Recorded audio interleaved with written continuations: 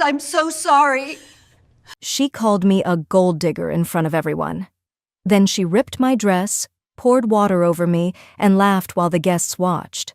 I wanted to disappear until my husband walked in. The man everyone feared, her own son, came to reveal who I really was.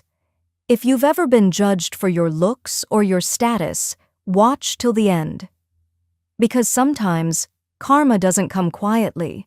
It comes dressed in truth. Hit that like button, subscribe, and share this story if you believe real worth can't be hidden by appearance. I still remember the day he slipped that ring on my finger, quietly, almost trembling, like we were doing something forbidden. There was no audience, no bouquet of roses, no flashing cameras.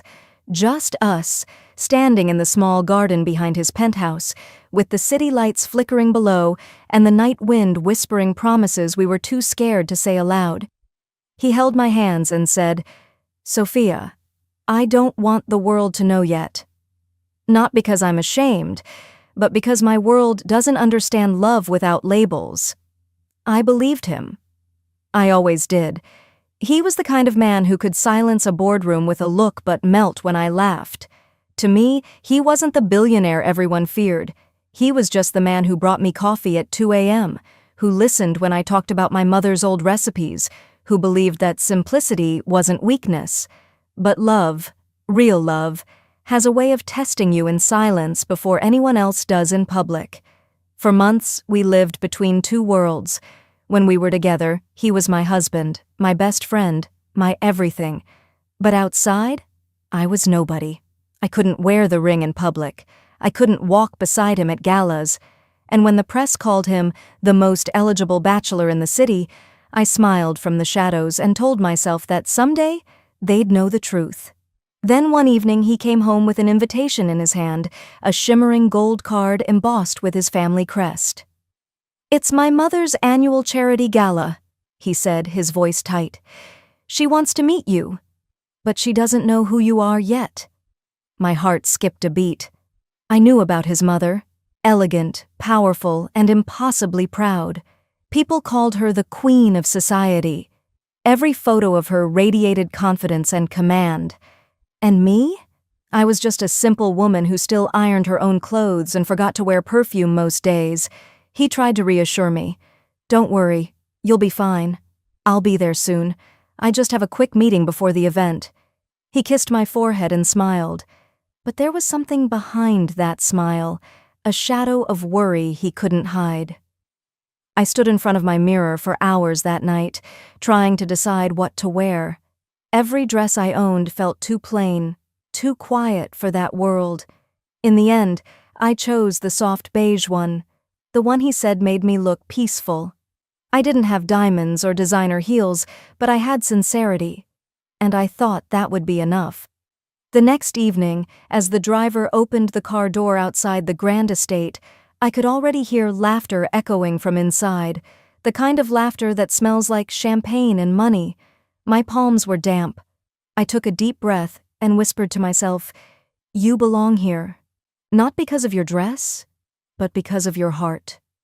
I walked through those golden doors like I was stepping into another universe. Crystal chandeliers glowed above me, the air filled with expensive perfume and polite laughter. Everywhere I looked, people shimmered, silk gowns, diamonds, champagne glasses raised mid-conversation.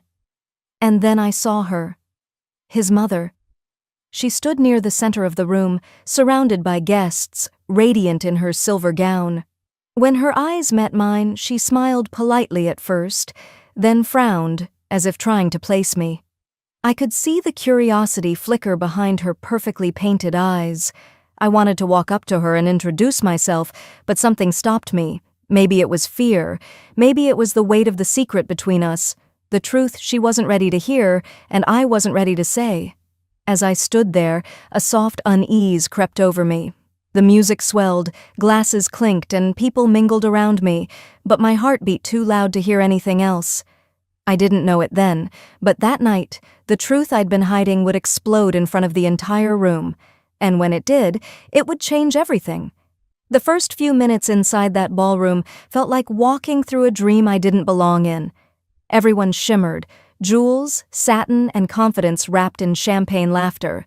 I tried to blend in quietly, holding my small clutch like a shield, smiling politely whenever someone's eyes lingered too long. Every detail of that place screamed wealth: the marble floor, the golden archways, the way waiters glided instead of walked. I stood near the edge of the crowd, hoping my husband would arrive soon, but instead I heard her voice, calm, cold, and commanding. His mother. She was greeting her guests with a charm so perfect it felt rehearsed. When her gaze finally found me, something in her expression changed. The polite smile faded into curiosity, then into a sharp, judgmental stare. She walked toward me slowly, like a queen inspecting an intruder. "And who are you, dear?" she asked, her voice dripping with the kind of sweetness that hides poison. I opened my mouth to answer, but before I could, another woman beside her chuckled and said, "Oh, she must be one of the new helpers. Look at that dress." My face burned. "I'm a guest," I said quietly, trying to hold my ground. Her eyes narrowed. "A guest?" she repeated, her voice rising just enough for nearby people to hear. "Whose guest?" Before I could respond, she looked me up and down, from my soft beige dress to my simple sandals, and smiled with mock pity. "Darling, this is a charity gala, not a market. Women like you come here hoping to find rich men to save them. Let me save you some time. My son doesn't date charity cases." The words cut through the air like glass. The people nearby started whispering, some pretending not to listen, others smirking behind their glasses. I tried to stay calm. "I didn't come here for anyone's money," I said softly. She laughed. "Of course not," she said, waving her hand dismissively. "You're different, right? Every gold digger says the same thing before she gets her claws in." Laughter erupted around us, polite, cruel laughter. I could feel tears burning behind my eyes, but I refused to let them fall. I took a step back, wishing the floor would open up and swallow me. Her friends circled closer, whispering things I couldn't fully hear. Words like cheap, pretender, attention seeker. One of them even brushed past me and muttered, "Poor thing probably borrowed that dress." I wanted to leave, to disappear, but before I could move, she blocked my path. "Wait," she said, a wicked spark in her eyes. "If you're not here for attention, you won't mind a little test." A waiter walked by carrying champagne, and she plucked a glass from the tray, swirling it lazily. "You say you don't care for luxury?" she said. "Then you won't mind wearing humility." Before I could understand what she meant, she tilted the glass, spilling the cold, golden liquid straight onto my dress. The room gasped. My heart froze. The liquid soaked through the thin fabric, clinging to me. I heard laughter, loud, cruel, endless. I looked up at her, hoping she'd stop, but she only smirked. "Oh, my dear, you should be more careful. Accidents happen to people who don't belong." I turned to leave, but her hand caught my arm. No, we're not done," she said, calling her friends closer. "You all see? This is what happens when the lower class tries to walk among lions." I pulled my arm free, my voice trembling but steady. "You don't know who I am," I said. She laughed again, cruel and sharp. "I don't need to." I can smell desperation, and that was the moment I realized she wasn't just trying to embarrass me, she was trying to break me. The crowd was watching, whispering, recording with their phones, feeding on the drama. I looked around for my husband, for anyone familiar, but he wasn't there. He was supposed to have arrived by now, and as I stood there drenched, shaking, surrounded by laughter, one thought kept echoing in my mind. He promised he'd protect me. Where is he? Little did I know, the night was far from over. The humiliation had only just begun. I thought the champagne was the worst of it, that nothing could hurt more than the laughter echoing around me. But I was wrong. That was only the beginning. As I tried to compose myself, the mother-in-law's friends circled closer, their perfume thick in the air, their smiles sharp as knives. One of them leaned in and whispered loudly enough for others to hear, "Maybe she came here to clean the floor. Look how well she's already dressed for the part." Another burst into laughter, covering her mouth with a diamond-covered hand.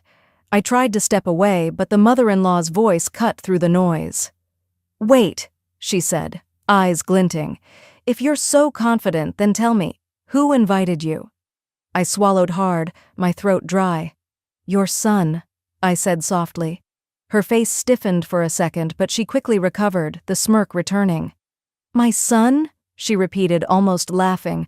"Oh, sweetheart, you must be confused. My son doesn't mix with your kind. He's too smart for charity projects." A ripple of laughter spread again. I felt every giggle like a slap. Before I could say another word, one of her friends, a tall woman in a red gown, reached forward and tugged at the sleeve of my dress. "This fabric feels cheap," she said, sneering. "You probably bought it from a street market." "Please," I whispered, stepping back, "don't—" But it was too late. The mother-in-law grabbed the other side, and with a sudden jerk, the delicate seam tore down my arm. The sound of ripping cloth echoed louder than the music. My heart dropped. I froze, staring down at the torn fabric hanging loosely, disbelief turning into horror. The women gasped dramatically, pretending to be shocked. "Oh dear," one of them said mockingly. "I think we just helped her new look." Another chuckled. She needed it. She looked too modest anyway. I tried to cover myself with my arms, trembling, my breath quick and shallow. The mother-in-law turned to a nearby waiter and said coldly, "Bring me a bucket of water." The waiter hesitated, eyes flicking between us. "Ma'am?" "You heard me," she snapped. "If she wants to attend my event pretending to be someone she's not, maybe she should cool down first." I felt my stomach twist. "Please," I said, my voice cracking, "don't do this. I didn't mean to offend you, but her smile only grew. Offend me? Oh no, dear, you amused me. There's a difference." When the waiter returned with a silver bucket filled with water, the whole room seemed to hold its breath. I stepped back, shaking my head. "Don't," I whispered again, but my voice was lost in the sea of murmurs and giggles. Then, without a blink of hesitation, she lifted the bucket and poured it over me. The icy water hit my skin like 1,000 needles. I gasped as it drenched me from head to toe, soaking through the torn dress, clinging to every curve and shiver. The sound of liquid splashing against marble filled the room, followed by laughter, cruel, roaring laughter that bounced off the golden walls. Cameras flashed, phones recorded. Some guests turned away uncomfortably, but most kept watching, entertained. I stood frozen, my hair dripping, mascara running down my cheeks, my heart breaking in slow motion. The mother-in-law tilted her head, satisfied. "Now you look exactly how you should," she said, her voice smooth and poisonous. I wanted to scream, to run, to disappear, but my legs refused to move. Tears finally spilled down my face, mixing with the water already soaking my skin. I turned and stumbled toward the exit, ignoring the whispers, the laughter, the pitying stares. Outside, the cold night air hit me like a slap. I stood under the porch, shivering, my breath coming in shaky bursts. My hands clutched the fabric of my ruined dress, and I whispered to myself, "This can't be real. He'll come." He promised. The driver looked at me in shock, reaching for a towel, but I shook my head. "No," I said quietly. "He needs to see this. He needs to know what they did."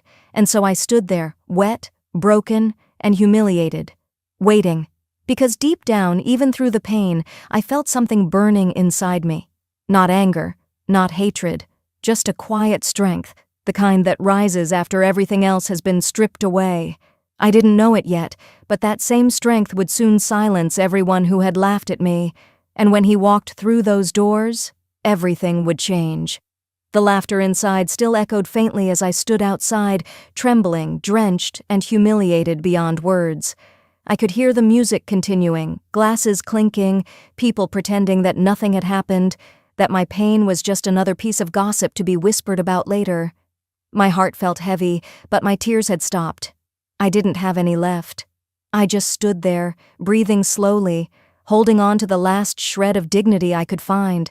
And then I heard the familiar sound of an engine, deep, smooth, powerful, the kind of car you could recognize even in a storm. A black luxury sedan pulled up near the entrance. My pulse quickened.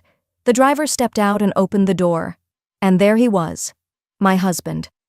He was dressed in a perfectly tailored silver suit, his hair slightly tousled, his expression calm, until his eyes met mine. For a moment the entire world went still. He froze, seeing me soaked, trembling. Mascara streaked down my cheeks, the sleeve of my dress torn. His jaw tightened. That calmness vanished instantly, replaced by something darker, fury and heartbreak tangled together. He didn't ask a single question. He didn't need to. His eyes spoke everything. He walked straight toward me, removing his jacket without hesitation, and placed it gently around my shoulders. The warmth of the fabric made me want to cry again, but I held it in. His voice was low, controlled, but I could hear the storm beneath it. "Who did this?" I shook my head weakly. "Please, let's just go." He didn't move. His hand clenched slightly before he took a deep breath, his tone changing. Calm but lethal. "No. Not yet." He turned and began walking back inside, his arm around me protectively. The moment we stepped through the ballroom doors, the entire room seemed to freeze. Conversation stopped mid-sentence. The music faltered. Every eye turned toward us, toward the woman drenched in water, and the man who looked like he could burn the room down with a glance. His mother's face went pale. She tried to smile, her voice faltering. "Oh, darling, there you are. We were just—" He cut her off, his voice firm and echoing across the hall. "Enough." The single word silenced the room. He looked around at the guests, his arms still around me. "Does everyone here find this entertaining?" he asked coldly. "Humiliating a woman until she breaks?" His mother opened her mouth to speak, but he raised a hand. "Don't.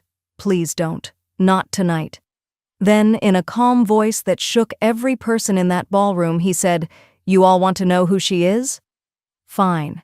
Let me introduce her properly." He turned toward me, his gaze softening for a moment. "This is my wife." Gasps rippled through the room like a wave. Glasses dropped. Someone audibly whispered, "His wife?" The mother-in-law froze completely, her painted smile collapsing. "What? What did you just say?" He took a step closer to her. "You heard me. The woman you poured water on, the one you called a gold digger, the one you mocked in front of your friends, is my legally wedded wife." Her lips trembled. "You married her? Without telling me?" "Yes," he said sharply, "because I knew what you'd do if you found out. I knew you'd judge her by her dress, not her heart." A tense silence filled the room. The guests avoided eye contact, suddenly remembering their laughter. Some lowered their glasses, embarrassed. He continued, voice steady but full of disappointment. "This party was supposed to be about compassion, your annual charity gala, remember? Yet the only charity missing here tonight was kindness." The mother-in-law's face turned pale as whispers spread through the crowd. Reporters and photographers at the back began snapping pictures. Her friends slowly backed away, pretending they hadn't laughed moments ago. My husband looked at me, his eyes soft again, his voice quiet enough for only me to hear. "I'm sorry, Sophia. I should have been here sooner." I shook my head, my voice trembling but strong. "No. You're here now. That's what matters." He took my hand and faced everyone one last time. "If anyone here ever doubts her again," he said clearly, "they'll answer to me."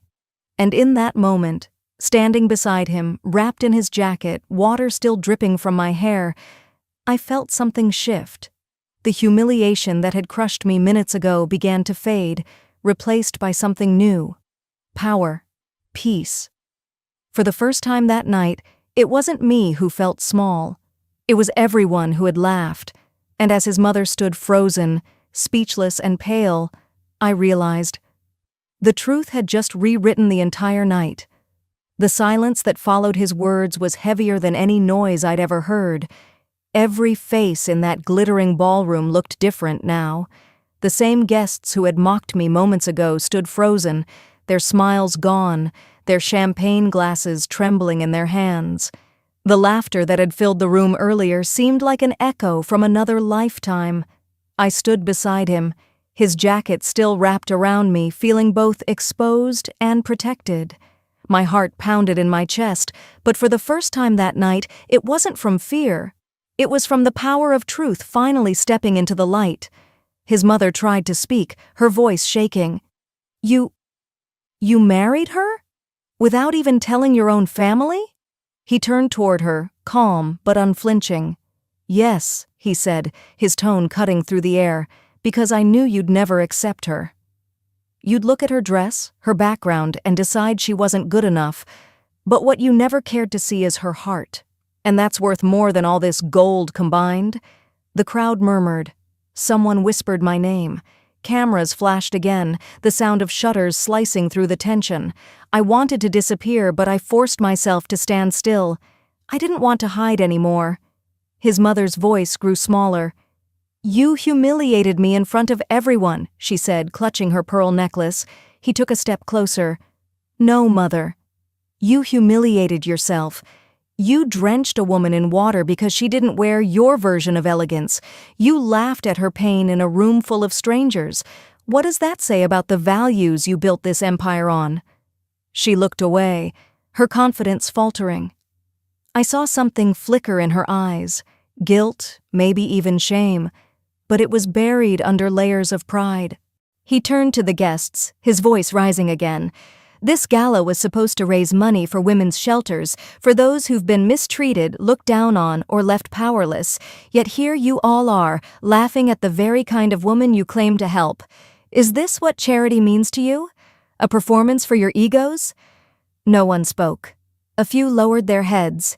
The music had stopped entirely. The only sound left was the quiet hum of embarrassment. He looked back at me and took my hand gently. Let's go, Sophia. But before we could leave, his mother called out, her voice breaking slightly. Wait. Everyone turned. She took a hesitant step forward. I didn't know, she stammered. I thought she was just... She stopped herself, realizing the ugliness of what she was about to say.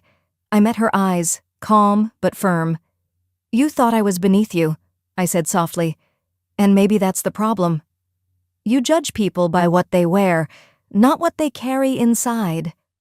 The words seemed to hang in the air like truth finally freed. She lowered her head, her pride slipping through her fingers like sand. I'm sorry, she whispered. The sound was barely audible, but everyone heard it. My husband nodded once, expression unreadable. Apologies don't erase pain, he said quietly, but they can be a start.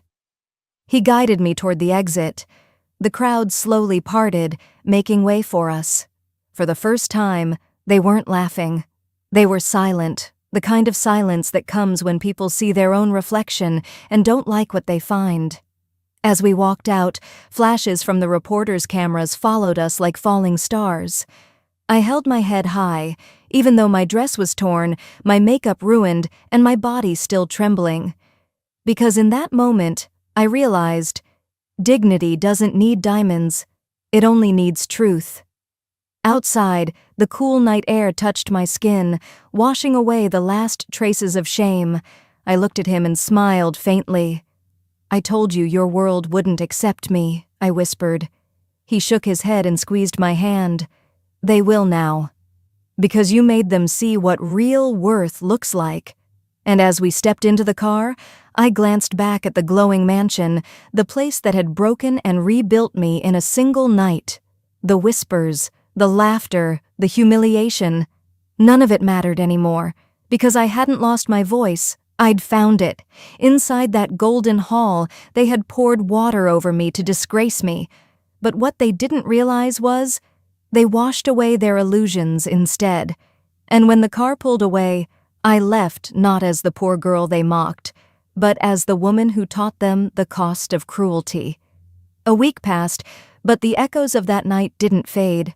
The story spread like wildfire, not just among society's elite, but across every headline and screen. Philanthropist insults her own daughter-in-law at charity gala. The headline burned through the news like a lesson the world hadn't seen coming.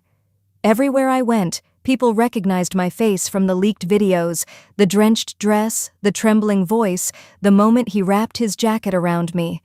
I should have felt humiliated again, but I didn't. For the first time in my life, I felt seen, not for how I looked, but for how I stood my ground. Our home was peaceful during those days. He refused to attend interviews, declined every public statement. "Let them talk," he told me one morning, sliding a cup of coffee toward me. "The truth doesn't need our defense. It speaks for itself." His calm steadiness was my anchor, but deep down, I knew there was one conversation that hadn't happened yet, one wound still open. It came sooner than expected. Late one afternoon, a soft knock echoed through our front door. I opened it, and there she was, his mother. Gone was the proud, glittering woman from the gala. The diamonds were gone. Her hair was tied back simply, her makeup faint. For the first time, she looked human, vulnerable even. She hesitated at the doorway, holding her clutch tightly like it was a piece of armor she no longer knew how to use. "Sophia," she said quietly, her voice trembling. "May I come in?" I nodded and stepped aside. She walked in slowly, her eyes scanning the living room, perhaps realizing how different our home was from the marble halls she lived in. There were no grand chandeliers here, just books, soft light, and peace. She turned to me, her eyes moist. "I don't expect you to forgive me," she began, "but I need to say this. I was wrong. About you. About everything I stayed silent, letting her speak. I was so afraid of losing control over my son's life that I forgot what control even costs," she continued. "I thought money protected us. I thought power defined us. But that night, I saw what it really made me. Cruel." Her voice cracked on the last word. She took a shaky breath, tears finally slipping down her cheeks. "I can't erase what I did, but I can promise you this. I'll spend the rest of my life making sure no woman ever feels the way I made you feel." Her sincerity disarmed me. I felt a lump form in my throat, the memory of that freezing water flashing through my mind, the laughter, the shame, the humiliation. I could have held on to the pain. I could have let it harden me. But instead, I stepped closer and said softly, "Sometimes, life breaks our pride so it can rebuild our hearts."